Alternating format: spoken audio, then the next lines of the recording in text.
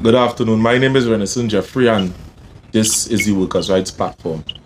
Now, here is where we talk controversial issues concerning the society at large, in which, on a daily basis, we bring these kind of topics to you all, so you could judge for yourself and understand from a different perspective. Because sometimes when you're not in a craft, you don't know what's taking place unless there's someone from the inside that could be able to relate to you some of the stories and some of the things that is taking place behind the scene. Now, the gentleman put here, in which I have on the screen here, is Alan Sampson. Now, this individual would have said that, he is part of the security industry for X amount of years. Well, for a lot of years. And I'll give him a chance here now to formally introduce himself, in which he could start to talk about the issues that what would have taken place, that the tragic event. He's a man, he's a person that know about it. So with no further ado, I'm Mr. Sampson here on the line. So Mr. Sampson, introduce yourself. Pleasant good afternoon. My name is Alan Sampson. I'm an employee of the security industry for the past 20 years and more. Right? I would like to extend condolences to the bereaved family that lost their lives due to this heinous crime and heinous act on Monday the 19th of September 2022 at Price. The Pennywise Supermarket. Pennywise Cosmetics in Laramie. Right? Firstly, the officers them had the wrong vehicles carrying out to do cash in transit.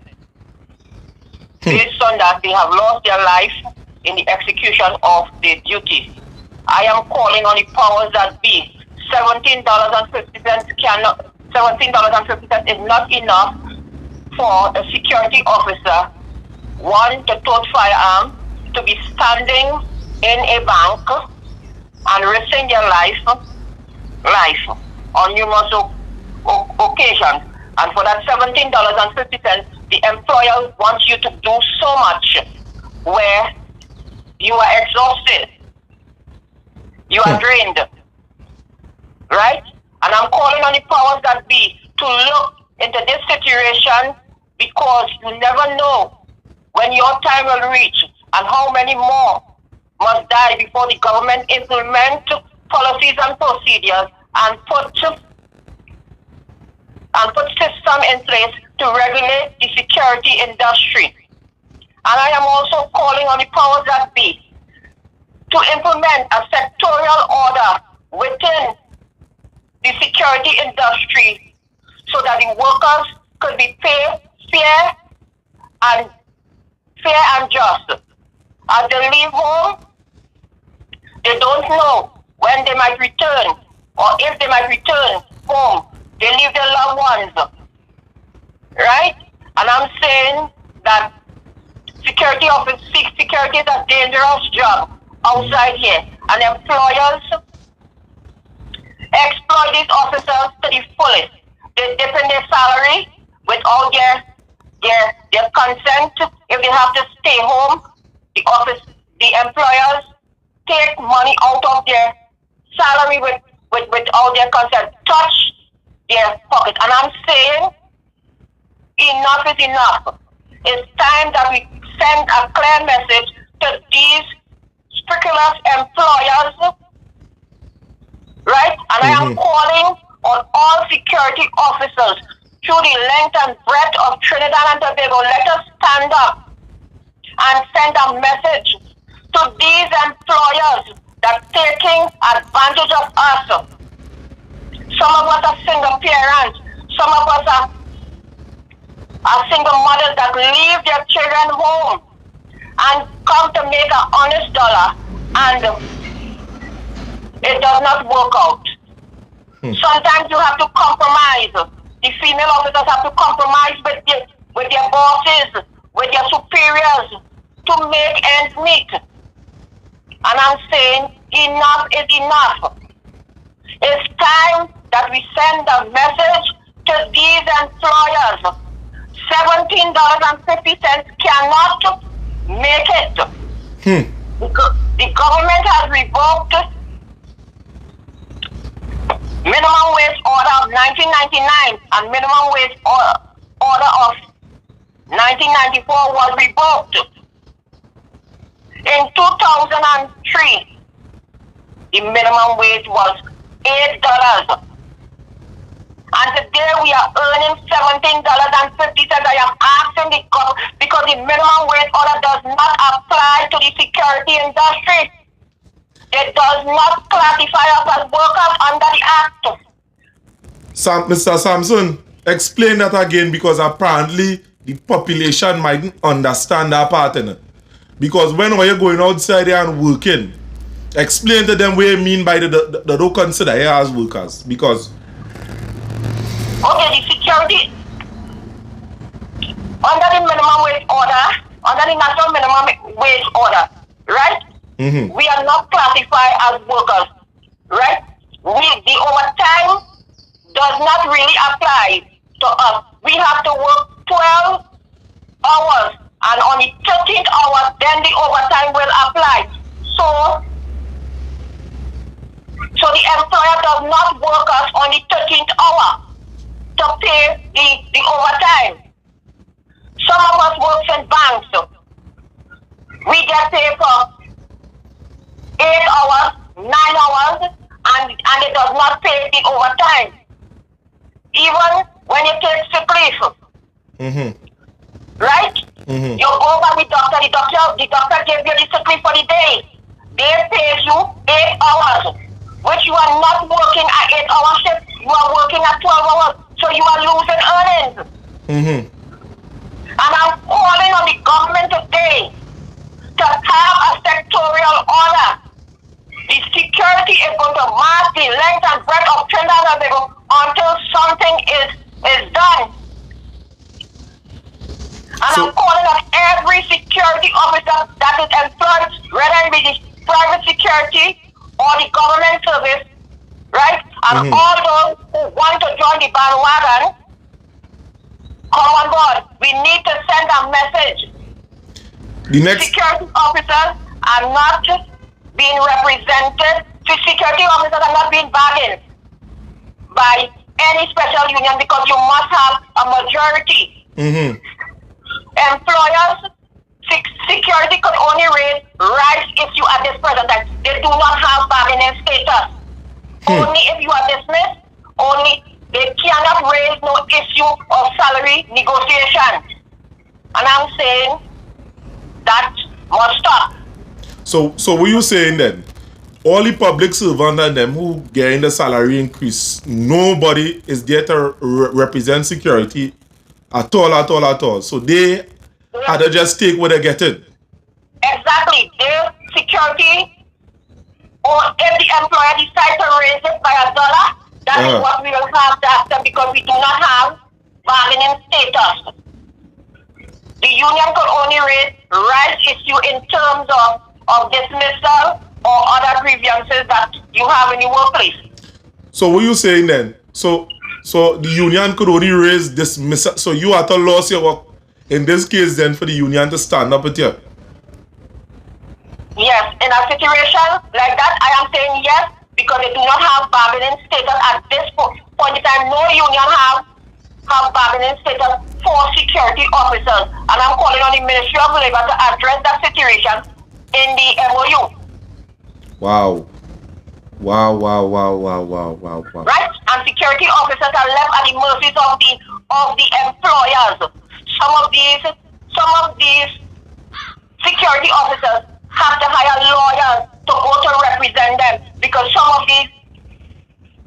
have to be at least 8 weeks in good standing before you can raise any issue with the union. And if you are not 8 weeks in good standing, they cannot represent you. Wow. And it is unfair. And I'm saying it is high time that the security industry be recognized. Because there are over 10,000 plus security officers outside there. No. And security companies are popping up on a daily basis without any regulation. So that is our next issue in terms of where the regulations is concerned for security officers then. Well, for security companies. Security companies, there are no regulations within the security companies. I could just say I'm going to open a security company in the morning and the Ministry of National Security is going to grant the approval once the name is approved. Wow. Right? So we're telling me then it don't have no benchmark in which, a matter of fact, not benchmark, but standard in which there's whole security companies too, in terms of where the registration is taking place then. There are none at this present time, far as I know of. None. Wow. Any John public could come off the street with a criminal record and say he or she is going to open a security company. They go to the registry of companies, apply for the name, and register. And once the name is approved, I can go ahead and start my security company. Now, one more question I want to ask you concerning this thing, because, all right, security officers working for 1750 hour, right? Yeah. Now, day 1750 hour, after 8 hours on a regular for normal workers, that does get overtime after 8 hours. Now, right. what is taking place with the security officers concerning that? Because I would have heard you say 12 hours they're working up to and they're getting flat time. Explain that, going a little more in depth with that. Okay. Whereby there was a judgment from the Estate Police Association between the Estate Police Association and G4S, right? That's a landmark judgment, FC 13 of 2012, where it states that security officers, 12 hours, 8 hours does not really apply for security officers more than less it is negotiated in a collective agreement. Right? Outside of that, if you do not have a collective agreement, you continue to work 12 hours and the overtime does not apply. What? So, therefore, that is why I am calling on the government today to get a sectoral order for security officers, because the national minimum wage does not cater for security officers. The security officers are left at the mercies of the employer, and even though there is a collective agreement, it's either 40 or 60 hours. Right? And I am calling on the Ministry of Labor and the government to implement a sectorial order for security industry, because $17.50 cannot make it. Bread is $15.50 at this present time. Right? And that is cheap bread. Like the kids bread I'm speaking about is $15.50. And how are you expect to mind your family when you are not getting overtime, when you are not even, they're not even paying you overtime. If they call you out, they want to give you straight time. Most companies now are trying to manipulate and capitalize on that. They're calling you out, but they are not paying you the overtime rate. So let me ask you our next question. Now, them normal security officers and them, who you will see stand up like in transit, like by entrance and thing. Right. These security officers and them that without gun and thing, does they have a union to represent them? They do not have a union to represent them. They could go to any union of their choice to raise whatever issue they have. All right. So they don't have a union to represent them, but they could go by any union. Because the companies, the workers are not unionized, and some of the companies now are telling the workers they cannot be unionized. And so they are infringing on their rights. at Wow. this present time. So what about the normal holiday benefits and thing in which a security, a normal worker will benefit from? Or in the security industry, or you have any holidays, or the employer does give holidays, or how that does go out? Or what benefit Okay. you have when you join? You are entitled, once you make a year with any organization, you are entitled for sick leave, vacation, and casual as they see it fit. Once that is enshrined within the contract. If it is not enshrined within the contract, well then you have nothing. You have nothing to get. You are the mercies of the employer. So you know, so we're telling me here now, it had no benchmark in which our security officers have that they could hold on to and say, all right, the employer do this, I'm holding you at this standard. It don't have none in that for them. It have none. Even when you work 20, 30 years and you reach the age of retirement, all they are giving you is a shake hand and telling you thank you for your service. Wow. If you put things in place, the employer will not give you nothing. The employer telling you thank you. You have served me well. Wow. They don't care if I had lost my life in the execution of my duty, which I was carrying out on their behalf. Tell me some of the conditions in which them officers has be facing on the job, because I mean, tell me some, because you would have said that you was heavily involved in the security industry. What are the conditions that them workers, the officers that be facing on the job? And well, sleeping on duty if a supervisor pass and they catch you sleeping on yourself, they want to charge you. They pay your salary that is $300 or whatnot, or 2 days pay as the case might be. If they find you guilty, they will say walking off your post. Right? And they just dip in your salary just so. Well, they just dip in your salary just so, because they are paying you, and they have to realize master and slave has done, and it's over. Yeah. Right? Yeah. And I'm calling on all security officers to get yourself involved. Now is the time to get yourself involved. It can't be, because just here the two or three persons. I mean, I don't know. I mean, in the fiasco that which would have taken place there with 3 officers was involved in a transit of the money, and when they come out of the place Pennywise, they was shoot up until one of the woman was end up in hospital, and right. Well, I know they catch the bandits on them.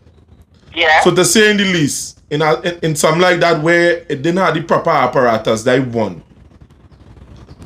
And how these men, these workers and them would have lost their life.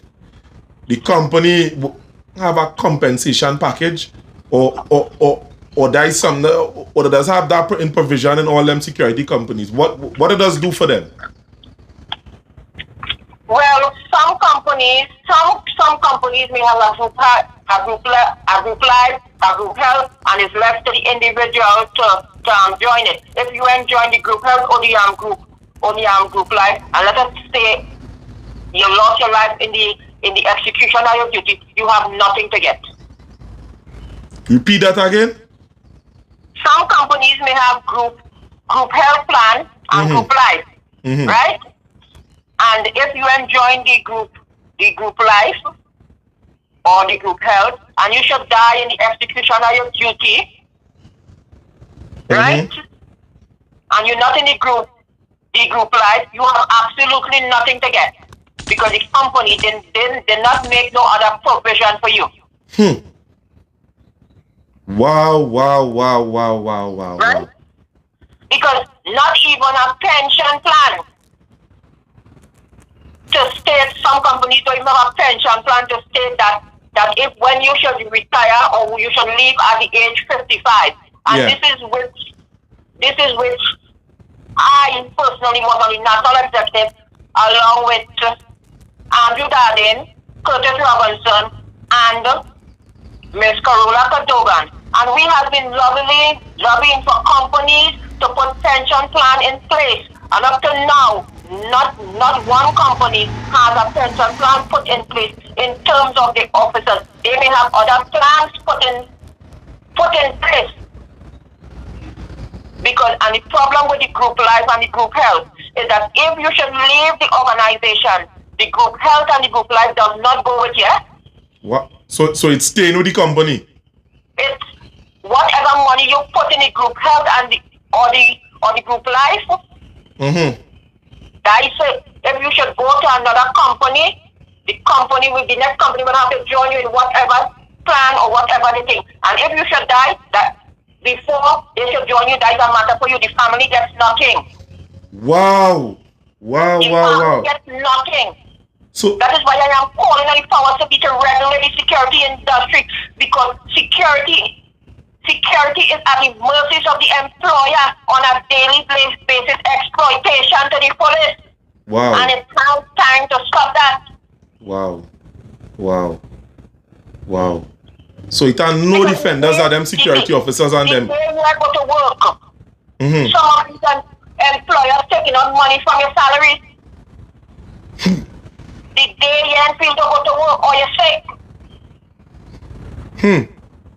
By law, you have 1 day uncertified leave, 2 days uncertified leave. Some of these companies are telling you to go and get a medical. If you get up with a cold, how you are going to access that? You know you're not feeling good. And if I know during the course of the day I am not feeling good, I will go to seek medical attention, because I know it's just a cold I get up, so I will not go to work for some unseen circumstances. And this is where employers are taking advantage of employees at this point in time. Wow. It is sad. It is sad to see that these security officers lost their life in this chain of crime in such a way. And I am not only speaking about where these officers work that they lose their life. Look at Sentinel. 2 incidents with Sentinel security officers that was transporting money. And the last incident that took place with Sentinel is a Piaco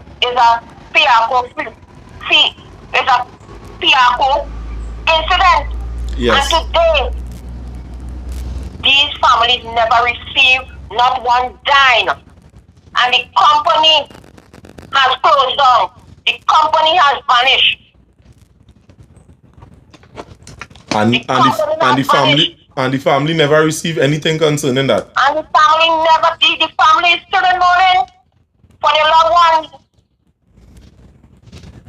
Wow. I used to negotiate with Sentinel Security. Myself, Andrew Darden, Curtis Robinson, and Carola Cadogan, who was the General Secretary of the Estate Police Association at that point in time. So I could tell you what is expected, because we have been lobbying with companies to get armored trucks, armored vehicles for their workers to transport cash. Today, no avail with some of these companies until officers have to lose their life in the execution of their duty. How many more must die before we set this straight? I understand security is a dangerous work.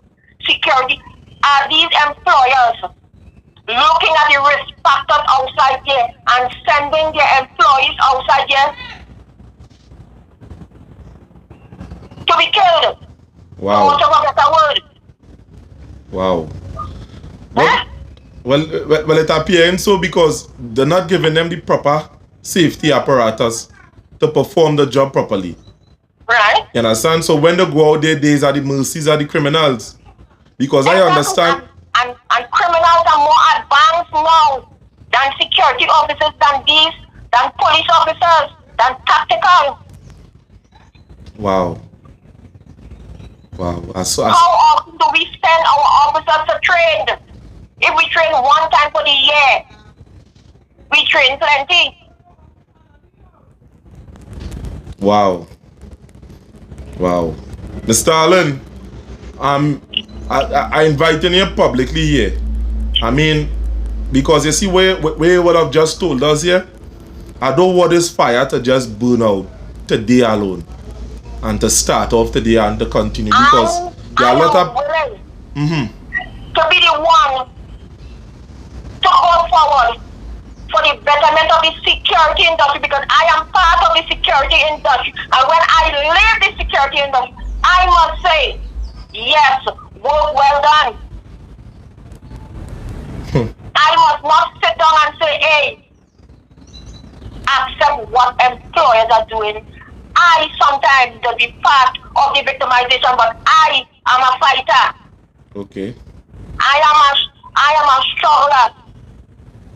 Sometimes employers transfer you from point A to point B based on the distance that you are living. And they transfer you just to frustrate you, for you to throw your hand up in the air and leave. And knowing the distance you don't have to come from and get up. Employers does that. Wow. I have experienced that. They care nothing about their employees once they could get the job done. These officers that died in the execution of the duty, they already have persons replace them. They already have persons replace them. Because they have a contractual obligation and they do not want to lose it. Wow. But the point that I'm saying is that lives are lost. Wow. And when lives lost, does it matter to anyone? When lives are lost. It does not seem so. It does not seem so. Well, Mr. Allen, as we decide to wrap up the show here, as I say, I will be inviting you on a weekly basis, moving forward, to be having these type of discussion here publicly, because there are a lot of people that contact me from the security industry don't know what to do and how to deal with certain issues. And you sound like a person that is well-rounded within that field. Even more than me. I thought I didn't know, but... No, well, I am giving you the opportunity. Any officers that you feel that is aggrieved, I will get them in a union and get them to be represented. Well, I will do that. I beg your pardon? Well, I say, I go do that.